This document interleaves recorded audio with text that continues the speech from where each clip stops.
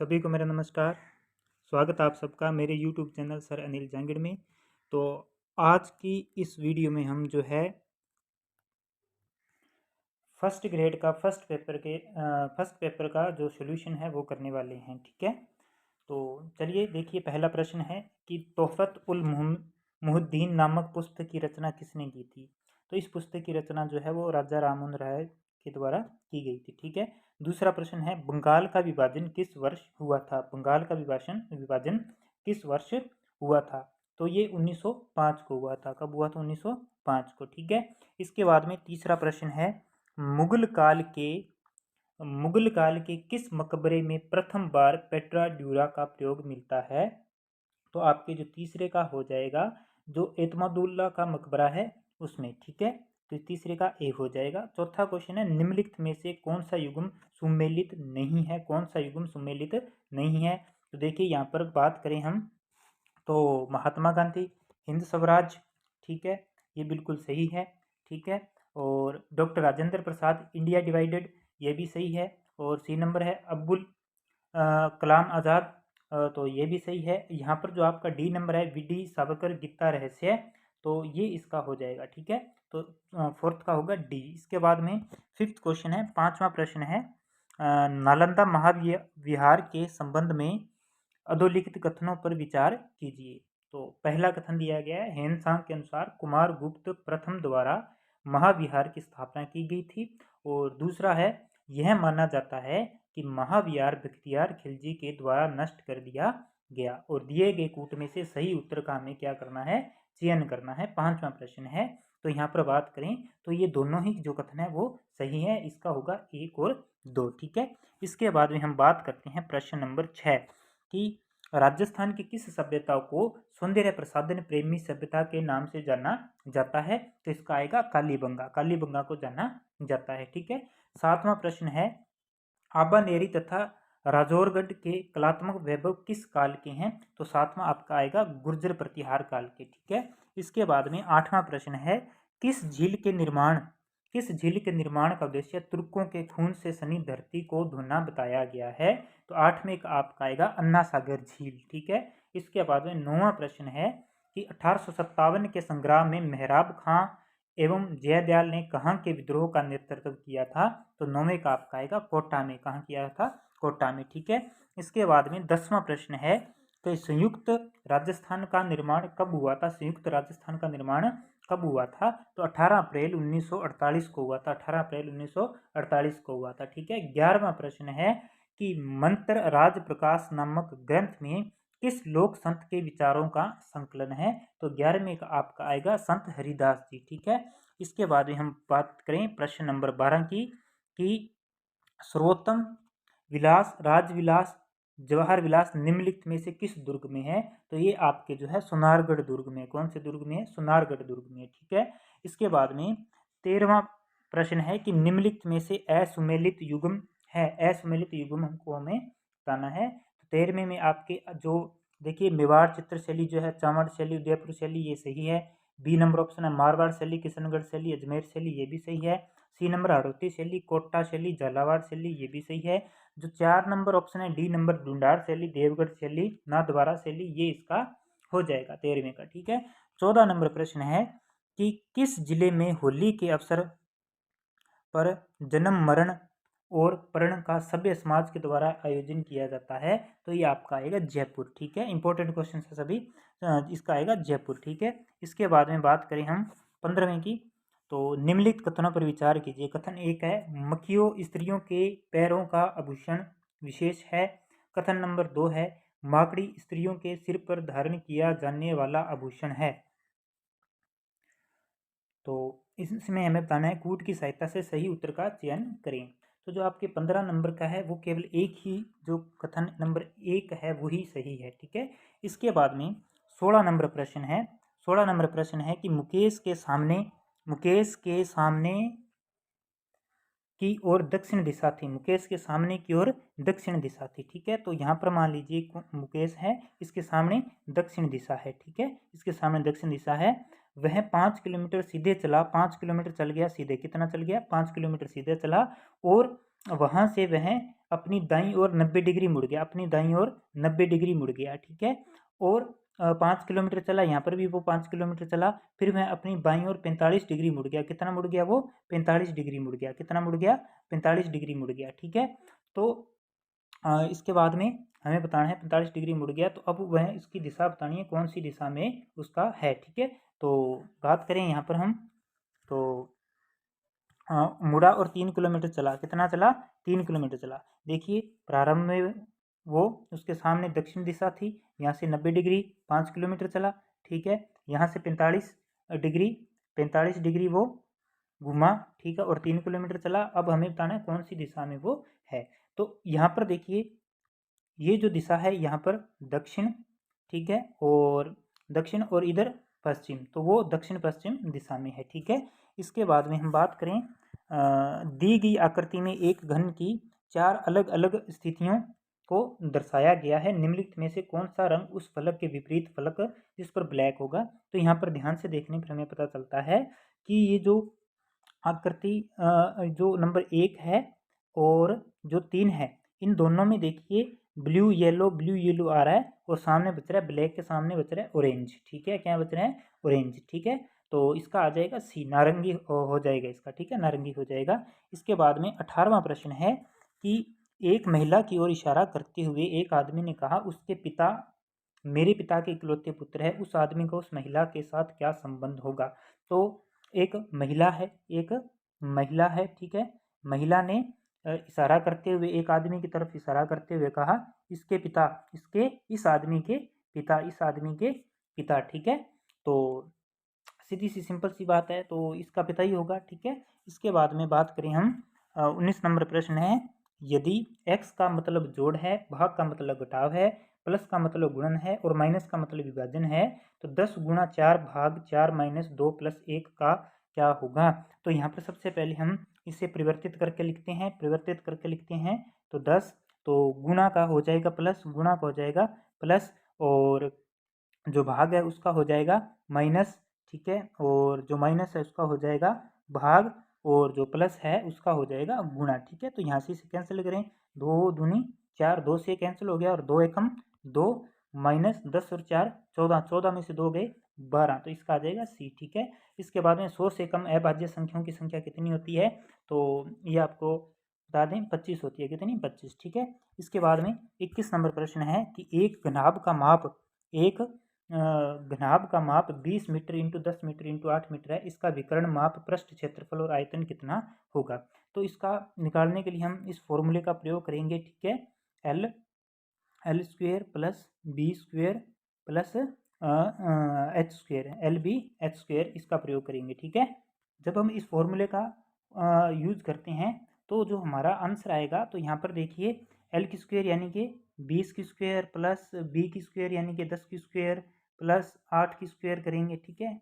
इसको हम जब सोल्व करेंगे पूरे को, तो हमारा आएगा रूट 564, और इसको जब हम सोल्व करेंगे तो हमारा आएगा 23.75, 23, तो ये हमारा निकल के आएगा 23.75, ठीक है। तो इस हिसाब से जो 23.75 है, इसी से ही हमारा आंसर हमें पता चल रहा है, इसका बी आ जाएगा, ठीक है। इसके बाद में हम बात करते हैं 22 नंबर प्रश्न की। 22 नंबर प्रश्न देखिए, 22 नंबर प्रश्न है 0 पॉइंट, फिर इनके 5 3 के ऊपर बार लगी हुई है, प्लस 0.5, फिर यहाँ पर सिर्फ 3 के ऊपर बार लगी हुई है। इसका हमें वैल्यू फाइंड करनी है, ठीक है। तो इसका आंसर आएगा ए नंबर, ठीक है। इसके बाद में 23 है, ठीक है। ये हमें एक्स की वैल्यू दे रखी है 5 और वाई की वैल्यू दे रखी है 2, ठीक है। जब इसकी वैल्यूज रखकर हम इन्हें सॉल्व करेंगे, ठीक है, ये यहाँ पर एक्स की वैल्यू और वाई की वैल्यू पुट करके जब हम इन्हें सॉल्व करेंगे तो हमारा आंसर आएगा 8100, ठीक है। इसके बाद में 24 नंबर प्रश्न है, निम्नलिखित बंटन का माध्य 8 है, तो उसमें अनुपस्थित बारंबारता पी का मान ज्ञात कीजिए। पी का मान ज्ञात करना है,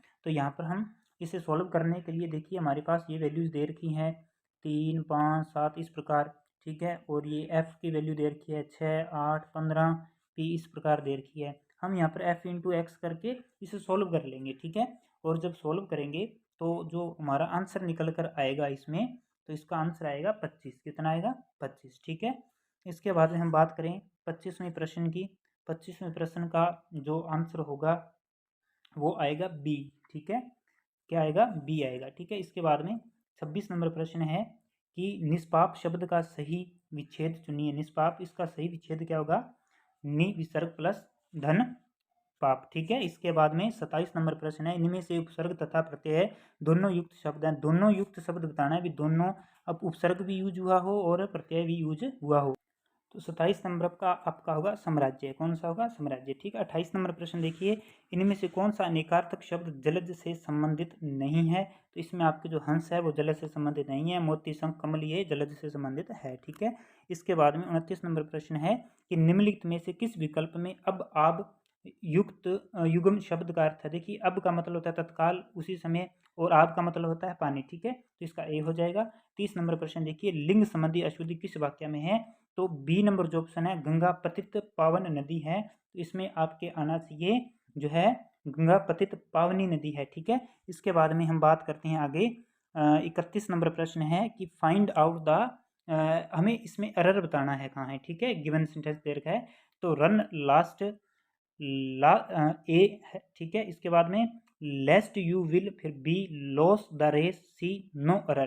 तो इसमें जो आपके है, जो बी नंबर वाला है ना, लेस्ट यू विल, इसमें ये आपका सही आंसर होगा। इसके बाद में 32 नंबर क्वेश्चन है, transfer from the given sentence into indirect speech में चेंज करना है इन्हें। ठीक है। तो देखिए, he said Ravi why are you sounding so depressed today. तो इसका जो आंसर होगा वो आपका हो जाएगा बी नंबर। ठीक है। इसके बाद में 33 नंबर है, fill in the blanks with the correct preposition बनना है। द बर्ड फ्लू, इसमें आपके जो 33 नंबर में आपके जो है ओवर आएगा। ठीक है। इसके बाद में 34 नंबर है, fill in the blank with the correct determine, इसमें डिटर्मिनर भरना है हमें। ठीक है। तो ये if you have question I am ready to answer, तो इसमें आपके एनी आएगा, if you have any question. ठीक है। इसके बाद में 35 नंबर प्रश्न है, which of the following is the prefix of rhythm. ठीक है। इसमें हमें बताना है 35 में जो है आपके, 35 में आपके आएगा जो डी नंबर है, ई रिडेमेबल हो जाएगा। ठीक है। इसके बाद में 36 नंबर प्रश्न है कि किसी परमाणु एक्स में प्रोटॉनों की संख्या 11 है तथा न्यूट्रॉनों की संख्या 12 है, तो एक्स की द्रव्यमान संख्या क्या होगी? तो इसमें आपके आएगा 23। ठीक है। इसके बाद में हम बात करते हैं प्रश्न नंबर 37, साग सब्जियों का विघटित होकर कंपोस्ट बनाना किस अभिक्रिया का उदाहरण है? कौन सी अभिक्रिया का उदाहरण है? तो ये ऊष्माक्षेपी का है।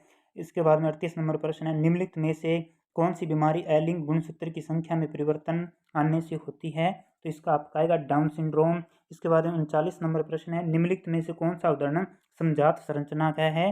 तो 39 नंबर में आपके आ जाएगा बोगनविलिया के कांटे व ककरबेटा। ठीक है। इसके बाद में हम बात करते हैं प्रश्न नंबर 40 नंबर प्रश्न देखिए कि एक 5 ग्राम वाले पंख और 10 ग्राम वाली कील दोनों में समान गतिज ऊर्जा है, दोनों वस्तुओं के संवेग के बारे में निम्नलिखित में से कौन सा कथन सही है? तो 40 में आपका आएगा ए नंबर, भारी वस्तु में अधिक संवेग होगा। इसके बाद में 41 नंबर प्रश्न है कि संविधान के निर्वाचन के बारे में विधि के सारवान प्रश्न से संबंधित वाद पर विचार करने के लिए उच्चतम न्यायालय के न्यायाधीशों की संख्या कम से कम कितनी होनी चाहिए? तो इसमें आपका आएगा 5। ठीक है। इसके बाद में हम बात करते हैं 42 नंबर प्रश्न है कि निम्नलिखित में से कौन संसद सदस्यों की निर्भरता के प्रश्न पर निर्णय करेगा? तो 42 नंबर में आपके आएगा निर्वाचन आयोग की राय के अनुसार, बी हो जाएगा इसका। इसके बाद में 43 नंबर प्रश्न है कि संविधान की प्रस्तावना में अंतर्लिखित शब्दों को क्रमानुसार व्यवस्थित कीजिए। 43 नंबर इसका आपका आएगा, पहले न्याय आएगा, फिर स्वतंत्रता आएगी, फिर समता, फिर बंधुता। ठीक है। इसके बाद में 44 नंबर प्रश्न है कि सुमेलित कीजिए।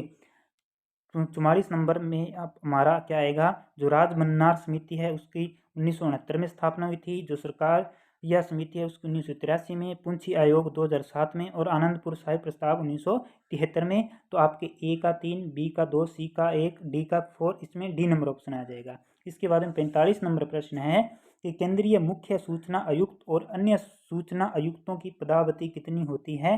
तो इसमें आपका आएगा 5 वर्ष या 65 वर्ष। ठीक है। इसके बाद में 46 नंबर प्रश्न है, मंगला व शरबती निम्नलिखित में से किस फसल की किस्में हैं? मंगला व शरबती किस फसल की किस्में हैं?